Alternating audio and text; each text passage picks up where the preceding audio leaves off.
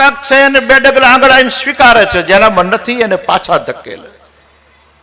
મારે સાહેબને મળવું છે, મારે સાહેબને મળવું છે. ઠેઠ ચેમ્બર સુધી સાહેબ સાંભળતા હોય, પણ પેલો પટાવાળો કઈ ના સાંભળવા દે, પેલો ચોકિયાત કઈ ના સાંભળવા દે. લખી રાખો, ગમે તેટલું સહન કરજો, પણ જો ઊંચા કુળમાં જન્મ્યા છો ને તો રાજદ્વારે જાઓ ત્યારે પહેલા પોતાનું ક્વોલિફિકેશન નક્કી કરજો કે હું રાજદ્વારમાં પ્રવેશને લાયક છું. નથી તો જ્યારે થઈશ ત્યારે જઈશ, એના પહેલા હું નહીં જાઉં. હું અપમાનિત થવા માટે રાજદ્વાર નહીં જાઉં. અને ઇતિહાસ સાક્ષી છે, સુદામાને નથી ઘૂસવા દીધા. દ્વારકાનો જ આપણો પ્રસંગ છે, બહુ દૂરનો પ્રસંગ નથી. વિદ્વાન બ્રાહ્મણ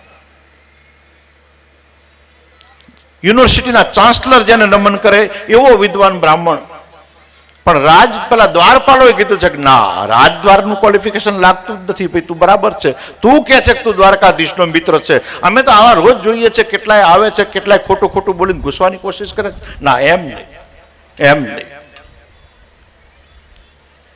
પણ અંદર પેલા કીધું સમાચાર પકડો. મારી વાત ઉપર, દરવાજા ઉપર ધ્યાન રાખજો કે કયો દરવાજો તમારે ક્યાં શું કરવું છે. વાસ્તવિક અને રિયલ જે ફેક્ટ છે એની હું તમને વાત કરી રહ્યો છું.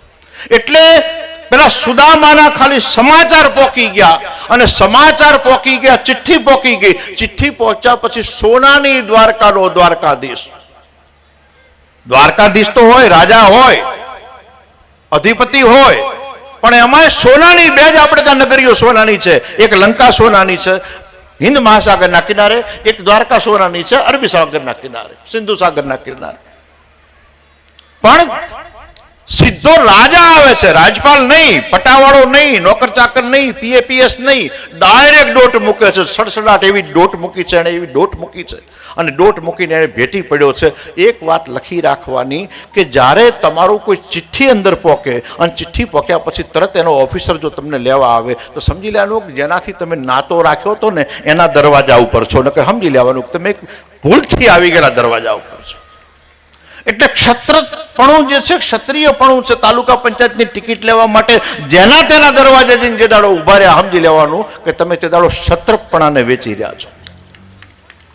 જમીનો વેચાઈ જશે તો ચાલશે, વેચાવી તો ન જોઈએ, પણ જો વેચાઈ જશે તો તમારી પેઢીઓ ફરીથી ખરીદી લેશે. પણ જો ક્ષત્રપણું વેચાઈ ગયું ને, પાછું તમે નહીં મેળવી શકો. એટલે આ દરવાજો રાજદ્વારનો છે. તાલુકા પંચાયત થી ચાલુ થાય, દિલ્હી દરબાર સુધી પોકે, યુનો સુધી પોકે, પણ રાજદ્વાર છે. એટલે રાજ